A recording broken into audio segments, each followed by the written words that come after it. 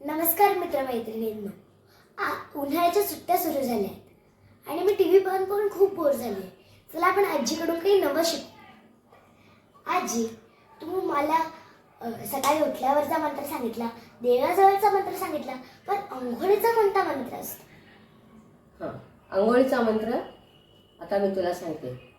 आपण आंघोळीला गेल्यानंतर पहिला मग आपण अंगावर ओतल्यावर लगेच सुरुवात करायची.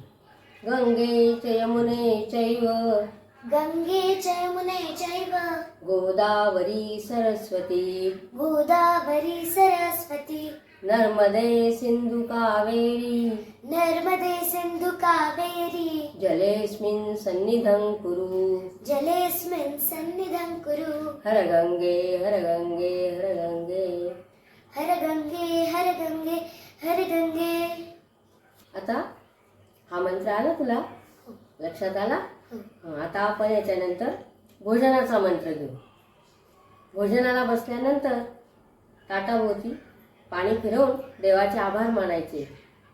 कारण अन्न हे पूर्ण ब्रह्म असतं, देवच आपल्याला देतो ना, म्हणून देवाचे आभार मानायचे आणि म्हणायचं वदनी कवळ घेता वदनी कवळ घेता नाम घ्या श्री हरीचे नाम घ्या श्री हरीचे सहज हवन होते सहज हवन होते नाम घेता फुकाचे नाम घेता फुकाचे जीवन करी जीवित्वा जीवन करी जीवित्वा अन्न हे पूर्ण ब्रह्म अन्न हे पूर्ण ब्रह्म उदर भरण नोहे उदर भरण नोहे जाणीजे यज्ञ कर्म जाणीजे यज्ञ कर्म जय जय रघुवीर समर्थ.